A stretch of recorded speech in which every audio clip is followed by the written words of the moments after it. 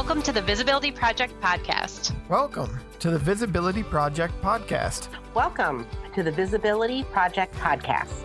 Started by a group of citizens in a small Michigan town with a like-minded goal of increasing the visibility of the unseen and unheard populations in our community. Our guests will share stories and insights with the goal of increasing our awareness and knowledge of various aspects of diversity and equity to create a more connected, empathetic, and inclusive community. So, let's get to work. Let's get to work. So let's get to work. So, let's get to work. Let's get to work. Welcome back to the Visibility Project podcast. I'm your host, Jeremiah Lee. Spearheaded by the members of the Cultural Awareness Coalition, the project is the brainchild of several organizations and individuals with shared values who sit on a project steering team. We hope that the podcast series creates a deeper empathy for others and serves as a catalyst for people to actively create a more inclusive community and world. This month, we will be speaking with two guests on the topic of autism and cognitive disabilities. We'll be talking with Hollie Kayden, who has autism, as well as her mother, Trisha Fenby, who is an advocate for the disability community, not only for her daughter, but for the entire Midland, Michigan community. We will begin our episode today with a conversation with Hollie, directly followed by a more in-depth conversation with Trisha. Hollie Kayden has a passion for theater, languages, and music. She enjoys studying foreign languages and is currently improving her skills in German and Russian with the anticipation of visiting those countries in the near future. She is exploring her interest in theater and languages at Saginaw Valley State University as an independent learner. Hollie has been cast in several plays in our community, as well as performing on stage and helping backstage. Trisha Fenby is a strong advocate and ally for the disability community. With over 20 years of experience, Trisha brings a great deal of knowledge to the community as a parent and a professional. Raising a child with autism has been one of the most challenging and rewarding experiences that prepared Trisha for her role as the Community Inclusion Manager at the Arnold Center. She has certifications as an advocate, an independent facilitator, a SIB Shops coordinator, and in applied positive psychology. Trisha strives to empower others to live their best lives and bridge the gap between the disability community and the inclusive community. So hi, Hollie. How are you today? Good. I'm so happy you're here with us today. Yeah. So I'm going to ask, what would you like people to know about you? I am 21 years old and I have a dog named Bennett and I go to SVSU and study theater. Oh, you study theater. Why do you like theater? Because it is a fun activity. Oh, that's so cool. What else do you like to do when at SVSU? Learn languages. Really? What kind of languages are you studying? German, Russian. Oh, wow, you're studying German and Russian? Yeah. Can you say some German for me? Привет. Oh, that's Меня зовут Hollie. Wow. And you and me we were studying Japanese before this too, right? Yeah. Can you say something in Japanese for me? Konnichiwa. Konnichiwa. And I taught you how to introduce your mom, right? Can you remember that one? Mom. Yeah, kore wa haha desu. Do you remember that? Yeah. You're really good at languages. Uh-huh. Why do you like to study languages? Because it's a fun activity. So you studied German and Russian. Yeah. Is there any other language you studied? Spanish. Really? Yeah. Can you speak some Spanish for me? Hola, ¿cómo estás? Me llamo Hollie. Me llamo Jeremiah. Mucho gusto. Nice to meet you. So, do you want to go to other countries? Yeah. What countries do you want to go to? Germany. Why do you want to go to Germany? Because it's a fun place. Oh, I bet you want to eat some good German food too. Yeah. Me too. Me too. So, I understand that you have autism. Can you tell me a little bit more about your disability? When I'm trying to start, my brain works different. Okay. How do you think it works different? Because I have autism. I see. Do you think it's sometimes hard for you to communicate with other people? Sometimes. Like, can you, when I'm trying to start a conversation. Oh, just at the beginning it's difficult? Yeah. Do you think other people don't understand you well? Yeah. I see. What do you think would help those people try to communicate with you better? By saying hi, nice to meet you. So just treating you like another person then, right? Yeah. Do you think sometimes people it's not on your side, it's on other people that are a little nervous about talking to you, do you think? So, Holly, you know how sometimes when you are very excited about something that you want to share with people and they may not be as excited about it? Like one of the questions you really like to know about people is the color of shirts that they wear. What color shirt you're wearing today? Oh, that's something you ask a lot of people? Yeah. You didn't ask me that. I'm wearing a white shirt today. I'm wearing yellow. Are you? Yeah. So why do you like to ask people that question? Because I like to want to know what color shirt they're wearing today. Interesting. So sometimes it's hard because they don't. That's the different question, right? Sometimes people are surprised by that. Yeah. Well, that's interesting though. So I know you like languages. I know you like theater. Yeah. What are some of your other hobbies? I like to listen to music. Okay, what kind of music do you like? I like any besides country. Besides country. Yeah, I think I hear that a lot about people your age too, right? Yeah. Who's your favorite? I like classical music. Interesting. Who's your favorite classical musician? I like Mozart. Mozart? Yeah, it's autism. Really? Yeah. I didn't know that. Interesting. I didn't know that either. So, Holly, what do you know about, besides autism, what do you know about Mozart? He is a composer. From what genre? Classical. And what year was that? 1756. 1756. Wow. Who's your second favorite I like classical musician? Bach. Bach? What year did he? 1685. 1685. What else do you know about Bach? Baroque. He's in from Baroque era. Yeah. So Bach and Mozart. Is there another one that you like a lot? No. Just those two as their top ones. Interesting. But you know a lot about them. Mm-hmm. That's really cool. So you know a lot about languages and music and theater. What are some of your hobbies? That's all the three there is. Okay. So I also heard one time when you were younger, you marched on the Capitol. What did you do? I was 5 years old. I wanted people to understand about autism better, and I got a bill. Oh, you helped a bill? Yeah. So do you know what that bill did? No. Trisha, do you happen to know what that bill did for us? Yeah. So, Holly, when you were little, you used to have therapy. Do you remember your therapy? But that therapy wasn't covered by insurance because the insurance company felt like autism was a lifelong disability and couldn't be cured. So they didn't see the benefit to providing therapy. Yeah. So we had to pay for that insurance out of our own hard-earned money. And we thought it was only fair that insurance helped cover some of these expenses. So you went to the Capitol and you spoke to members at the Capitol about why it was important to get that therapy. And you actually did it more than once. Do you remember how many times you've been to the Capitol? A lot. Yeah. And so finally, about 5 years after that first march, we got a phone call from our representative that said he voted and the bill was passed. Yeah. Did he mention why that he passed the bill? He passed the bill because he had the opportunity to meet you, Holly, and you helped him understand the importance of that bill. Yeah. So you really helped a lot of people by making your voice heard, by talking to those representatives. That's very cool. There was a second time that we got a bill passed.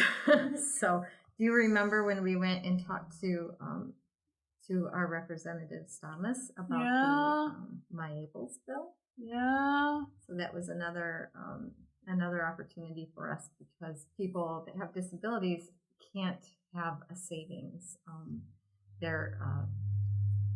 People that are receiving benefits through Social Security are capped at how much of an asset they can have. So they can't save for their future. I see. Or any, long-term situations that might come up. So MyAble's is a savings account that was established that's similar to like a student college fund where you can contribute money and it doesn't impact their benefits. And so when this first came about, it was hard to get people to understand the need for it. But I look at, in our situation, the fact that someday I'm not going to be here to support Holly and she's going to need something to fall back on. Right. So we went and talked to Senator Stamis at the time and explained to him why that was important. And when the bill came up, he voted in favor because he had a chance to actually hear our story and talk to Holly a little bit. So. Well, that's great. It means you've had such a good impact on so many people, not just on yourself, but other people. So I'm really proud of you for doing that. That's amazing. Well, awesome. So thank you so much, Holly, for being here. Do you have questions for me? No. No? Well, I'm so happy that you're here for us today to share your story. Thank you. Thank you, Holly, so much.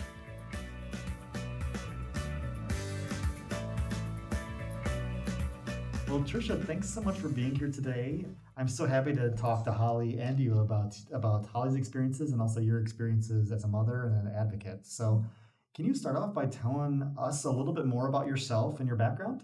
I am Holly's mom, actually, and my background in disability started when Holly was diagnosed with autism. And I think because it has just been such a ingrained part of my life, I ended up finding a career path that involves working with individuals with disabilities. So I work at the Arnold Center now as the Community Inclusion Manager. And my whole purpose for being there is to connect individuals with disabilities with our community and build that sense of belonging and help bridge the gap that's always evident. Yeah, so can you tell me more about the Arnold Center here in Midland, Michigan, and what does the Arnold Center do? And then can you dig a little deeper into your role? What do you do on a day-to-day basis? So the Arnold Center has been around for years. I think actually close to 50, but don't quote me on that. And we are a vocational rehab center. So our purpose is to help people that have disabilities and other barriers build the skills they need to be included in our community through work and life. The Arnold Center has an area within our facility where we work with individuals in a safe space where they can learn job skills. So we have contracts with different agencies that bring work into our building so that we can teach individuals how to do that work and gain the skills that they need to be able to move out into the community to do the same work. We also have contracts with different companies where we go out into the job itself. So we go to the job site like Semiconductor. We have janitorial work that we do. We have shredding that we do with different companies. We go out into those agencies and do the work there alongside of non-disabled peers. So it's a little bit more of a broad area for individuals to work with. Not that safety net that they have in our building, right, but giving them that opportunity to gain those skills. And then the next step up is that employment in the community where we work with individuals to get them established in the career that they hope to go into. We also have a couple things going on at our agency. We have our Arnold Farms, which is our we grow. We have a hydroponic garden at the Arnold Center where we grow, I think, 7 or 8 different varieties of leafy greens and microgreens. And then we sell those to local restaurants and local stores here that sell our product for us. And that gives individuals an opportunity. They work from germinating right up to harvesting all of this and marketing it to go along with it. So all kinds of job skills there. And then we have a kitchen that we are just getting ready. We're in the development stage of our kitchen, which is going to be a training center. So we're going to be working with training individuals on culinary skills at our kitchen. So there's a lot of things going on there right now. That's really exciting. So is it like a natural progression for everybody going the same way where they start like at your center working and then stepping out into the job place and then finally? Is it like a linear path or does it vary? It varies. It really does. And it is based on individual needs. So an individual is referred to us usually through another agency, community mental health or Michigan Rehab. They come to us and we do kind of an assessment of some sort where, we just work with the individual. We talk to them about what their goals are, what their needs are, and then we fit them wherever those goals and needs are apparent, I guess. Well, very cool. And so you've been in these type of positions and type of roles really since Hollie's birth then, until like we're being an advocate? No. I feel like I've retired and come out of retirement. And so I went to school to be a business administrator, and I worked in, I worked at Dow as a contractor at Dow Chemical for a while.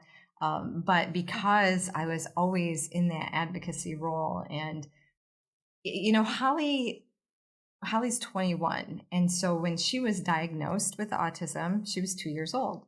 And back then the ratio was like 1 in 1,500. Wow. And I remember her like getting that diagnosis, and it's also more evident in boys than girls. So it's like for every 4 boys, there's 1 girl that has autism. And so I couldn't find answers to anything. Like, what does this mean for my daughter? What is the prognosis? What is her future? And there's nothing out there that gives that information. And so we kind of became the trailblazers, right? So we just went in feet first and did whatever we could do, to learn as we went. And then it just seemed like people would find us. And so that's how that advocacy started, where people would reach out to us. And then we became friends with many individuals and many parents, and just, helped blaze that trail, I guess, in a way. So, sure. So that's where, when you get to the point at this stage in our life, and I started thinking about how I do this anyway, so why not get paid to do it? Right. And it makes an impact on Hollie, but also others. You have those lived experiences that you can really apply this to other people as well. Yeah. So you talked about when you first found out when she was 2, and I'm gonna jump ahead a little bit. So what was it like? What emotions went through you, and when you first found out that she was diagnosed with autism? It's interesting because as a parent, do you guys have kids? You have kids, right? I don't. So you have these ideas and these dreams, right? So I was all excited about having a baby girl when she was born, and I had all these ideas that she's going to be a ballerina, and your brain starts thinking about things like, oh, her prom dress, right? I mean, these are just the way you think. Sure. When you have babies, and then something changes, and then you start thinking, I got to try and figure out what's going on here, because this isn't what should be happening. So you go through a lot to get a diagnosis, and especially at such a young age with a disability that's not so evident, it takes a lot to even get somebody to want to see you, right? So when you go into the doctor and she's 15 months old and she's not talking, and you say to the doctor, she's not talking, he'll say, well, all kids develop at different stages. And then, you start thinking about the fact that she stares off into space, and, so you're trying to get her attention, and the doctor will be like, well, she's just bored. And so, they're trying to ease your mind, but it's not working, because there's something that's different there. So it just happened that I was able to come up with a list of things that were red flags that I didn't even realize, right? Like, the doctor walked in and she had Teletubbies were her favorite toy, and she had them all lined up neatly on the thing. And he said hello, and she didn't respond. She didn't even look at him. And he's like, oh, she's ignoring me. And I said, she does that. She does that all the time. And then, I said, and this, like, her toys have to be lined up. If I tried to move a Teletubby out of order, it would just cause chaos. And so just these certain things that were enough red flags that the doctor actually finally said, I think we could be looking at an autism diagnosis here. And so then finally, after 6 months, getting that ball rolling, getting that diagnosis then was actually a relief for me, because I wasn't, crazy. I wasn't losing my mind thinking that something was going on with my daughter. So then you start wondering why, like, why did this happen? And I start reading, and at that point, the internet was still fairly new, but you start researching things on the internet, you start hearing things like vaccines cause autism. And so I became the vaccine expert. I knew every ingredient that was in every single vaccine that my daughter was ever given. And I did all the research on it and determined that vaccines really weren't the reason behind it. So, which was actually comforting, because then I had a second baby. So then I knew I could actually vaccinate her and feel safe about it. But I wasted all that time trying to find out why this happened to my daughter. And so I realized I can't worry about why. That's not going to change anything. I need to just figure out where we go from here. And so that's when I became that advocate. Sure. Now, you talked about when you first, anyone has their first child, right? They have these dreams of what, maybe progress and things.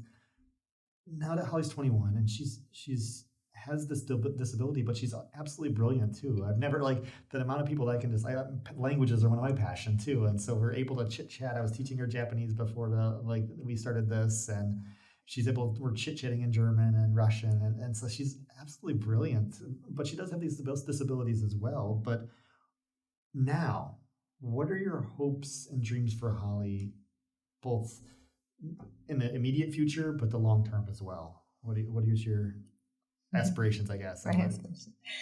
Well, those also change and evolve over time. And I was certain as I was raising her that, again, some of the therapies and some of the opportunities that are available for you, they are trying to do their best to entice you to, use the products or their services. And I remember a therapy that promised to make her indistinguishable from her peers. And so I'm like, well, there you go. I don't want people to have any idea. I want her to be indistinguishable from her peers. So we worked hard at it. And then I realized, why? This is her. This is who she is. And this is who she deserves to be, right? You don't need to change her just because she doesn't fit the norm. And so I think when I came to that realization, it kind of freed us both up, because I used to actually, and one of the things about autism particularly is that you establish patterns and routines, and sometimes those patterns don't ever get broken. But I used to actually introduce her as my daughter with autism. I mean, we would go into a store, and if she were to walk up to somebody and say, "Hi, what color of shirt did you wear on Thursday?" I would say, "Oh, this is my daughter. She has autism." And so I did that so much that one day I didn't do it, and Hollie actually corrected me and said, "Mom, I'm your daughter that has autism." And I thought, oh my gosh, I can't believe that that I have to feel the need to call that out, right? That's just wrong for me to ever have to feel like I have to explain her. So I think those are some of the things that once I realized, this is who she is, and I love every bit of her for who she is. And so why do I feel like I need to make an excuse? And when I got through that, it freed us both up, because then she could be who she was, and I didn't have to feel like I had to explain it. Then we could start thinking about that. Yes, she loves theater. So she graduated from high school. I know I didn't answer your question. That's okay. Keep going. I'll get to that. She graduated from high school, and she didn't actually graduate from high school. I need to correct that, because she finished high school with a certificate of attendance. So because she had to go into special education classes, and she couldn't pass the standardized tests that are required, she can't get a diploma. And but she was able to go through the process of walking and getting her certificate and wearing her cap and gown and doing all the things that everybody else did at the age of 18. But then she was done, and we had an option to go to a post-secondary program. And in Midland, in Michigan, you can go to post-secondary until you're 26 years old. And that's really just a continuation of training and learning for individuals with disabilities. And so in that case, they start working on those daily living skills like we do at the Arnold Center. They start working on things like teaching laundry and teaching grocery shopping and budgeting and all of those things. But Hollie knows all that because, we did that in life at home. And so I couldn't send her to that school, and I didn't know where else to send her. Like, what are we going to do? She loves theater and music, and they don't offer theater and music in post-secondary. Sure. So it just so happened that a friend of ours had done his own advocating and was able to get a program started at SVSU called Think Cardinal. And he had just graduated from Think Cardinal, and they ran an article about him in the newspaper. And I saw that article and thought, oh my gosh, SVSU has theater and so in foreign languages. So we drove over to SVSU and went through admissions, and Hollie advocated once again for herself and got herself into a German class. And she took her first semester, she took Intro to German and passed it with a 98%. And didn't the professor say he's got to grade her just like everyone else? Yeah, as well? He said, I'm going to hold her to the same standard. So she's not getting credit for the classes at SVSU. She's not going to get credit, and she's not going to get a degree out of it, but she's getting that life skill, right? Absolutely. In an area where she's included with other students and flourishing because she's making connections and learning. And so I just kind of laughed because I think here was a young woman that couldn't get a high school diploma because she couldn't pass a standardized test, but she scored higher than most of the students in a college German class.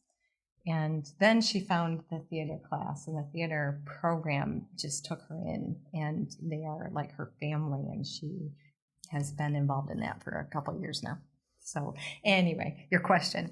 Yeah, I guess I will jump back to ask you about in a second about the theater, why you think she's so interested in that, because I'm intrigued to hear that. But so long-term goals, I know we've talked in the past about what you aspire, because you said, I'm not going to be around forever. Right. So what do you hope for? Like, I know that she's taken such huge strides to follow her passions of language and theater and thing, and learn so much about those.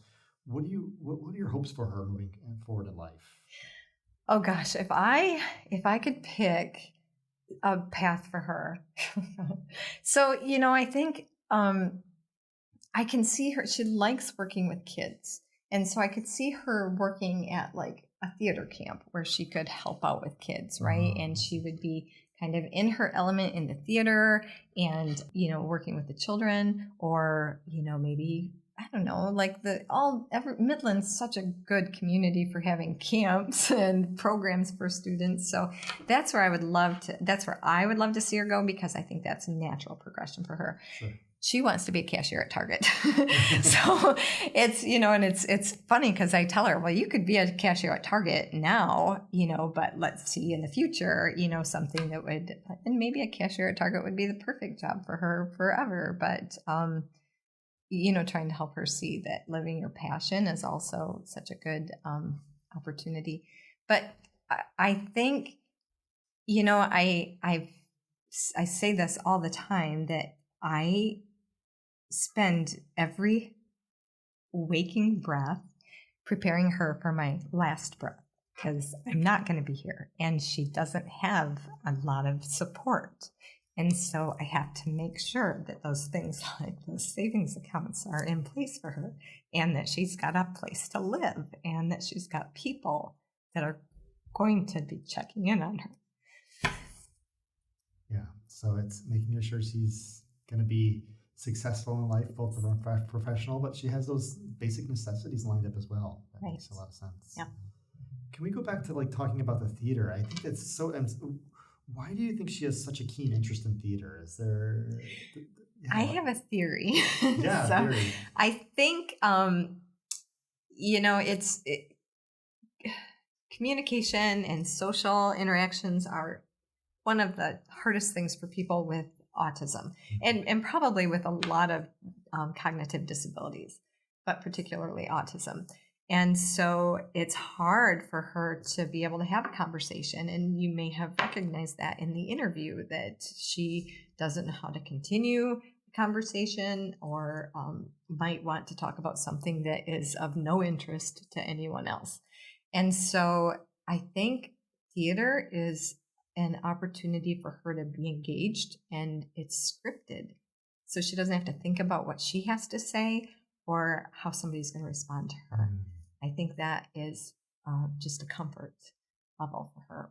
That's just my theory. I think it's probably a good theory. Do you think it's similar with languages too? That there's, a lot of set phrases, or what do you think that the interest level is there for languages too? She loves.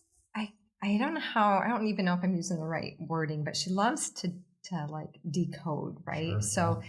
She loves the way words are written in many languages. She loves to see that written out, like when you were showing her that Japanese language. And I think it is very, and same thing with music, right? There's a pattern to it. There's a pattern, and there's some repetition, and there's some comfort in knowing there's a start, a middle, and an end. So I can totally understand the decoding of languages too. I mean, I remember like learning Arabic, like when I was looking at a Coke bottle and I was comparing like the numbers and the number system, and it's like a decoding process. So I can see how there's similarities there. So that's really interesting. When it talks about connecting with others, you said it can be difficult. Are there things that people can do to help out that, like to help communicate with her?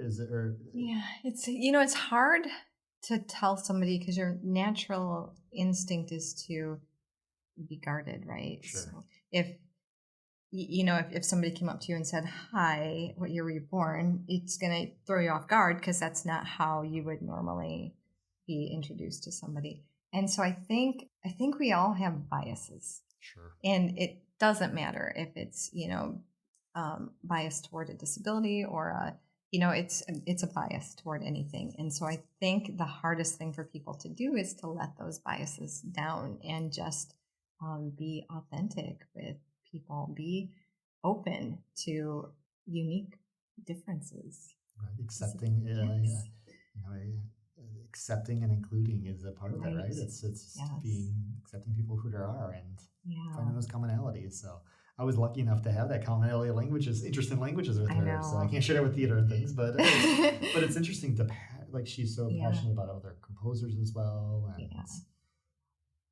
And so she also mentioned about her role in advocating for different bills. So can you elaborate a little bit more on this, and like what did she do, and what was the impact of that? Can you elaborate a little bit more on a couple of bills that she helped? She did, yes. So April is Autism Awareness Month.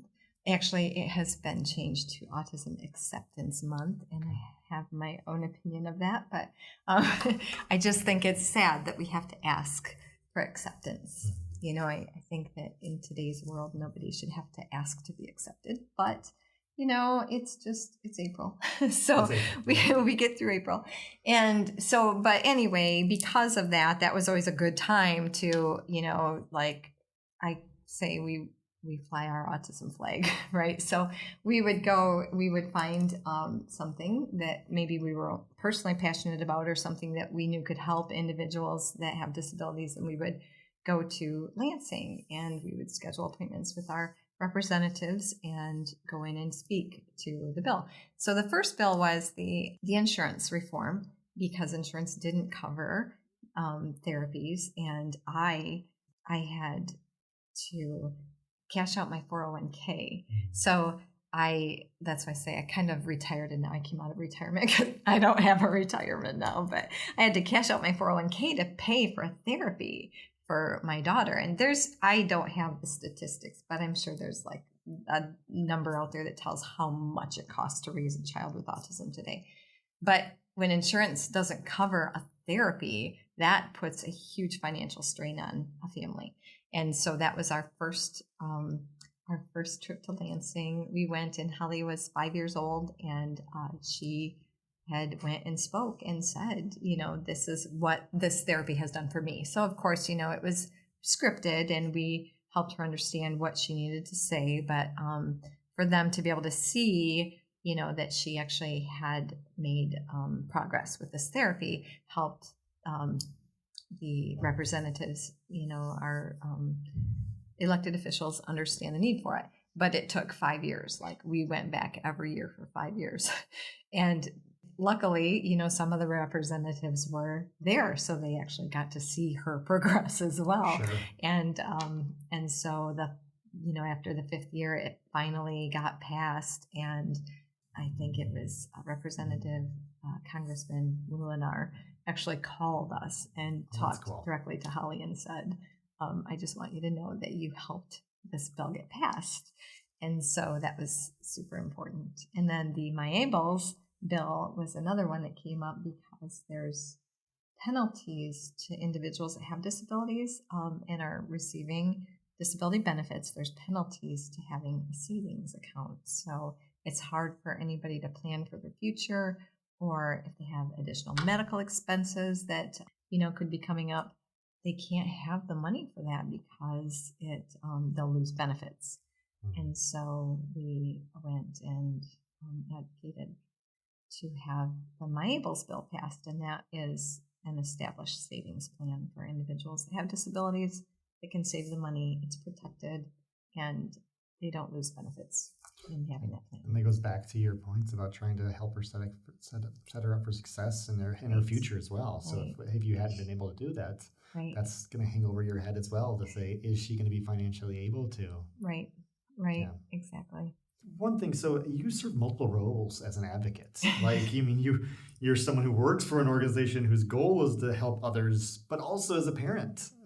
So can you speak to what advocacy means to you in both of these roles? And maybe how do these roles differ? Well, at my job, I punch out and go home, right? Sure. But it doesn't really ever go away because you develop that rapport and that connection with people, and they're just part of your life. But so as a parent, it's sometimes it's very hard to take off that advocacy, therapist, teacher, lecturer role, those hats. It's hard to take those off and become a parent.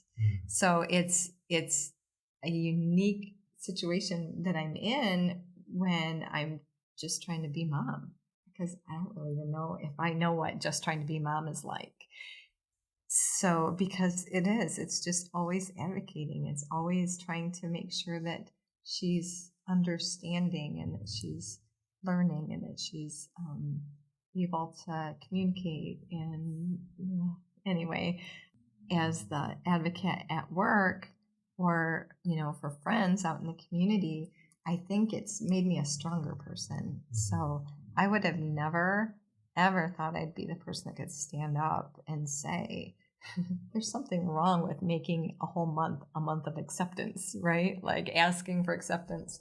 I would normally have just kind of kept my mouth quiet and just let that go. But now it's important as a human to be able to stand up and be a voice if there's not a voice out there. Well, thank you for doing that for those who need your voice to also help and support them. So as a parent then, what are some of the things that are difficult with having a child with autism, but what are some of the things that's really rewarding for you with having a child with autism? Oh my gosh. She's a spitfire, and so she keeps me on my toes. She keeps me young because she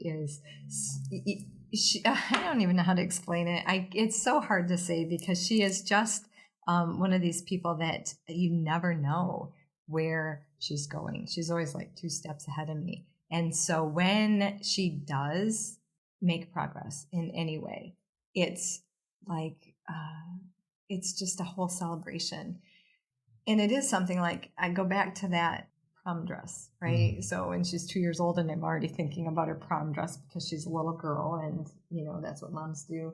When she was in high school and she actually got to go to prom, that was huge. Like most people would laugh at the fact that a mom is so excited that her daughter's going to prom, right? Because that's what all high schoolers do. But it was something that we didn't know if she would be able to do that or not. So, or, when she went to college, like when she went and decided to advocate for herself and go to college, it was huge, because those are things that, I think what I'm trying to say is that some of the things that people take for granted, we realize as parents that have children with disabilities, we realize that those are things that you shouldn't take for granted, right? You should really relish in every little thing that's deserves celebrating. I can totally see that and understand that. So shifting gears a little, what do you think are some stigmas that surround those with autism or different cognitive abilities? And then how do those stigmas affect both the individuals with autism or those cognitive disabilities, but also their loved ones? So what are those stigmas and how does it impact both individuals and the families? So, I don't know if you've ever heard of ableism. So ableism is when you're kind of like, you're for the able-bodied person, right? Or able-minded person. And so that means that everybody else is unable.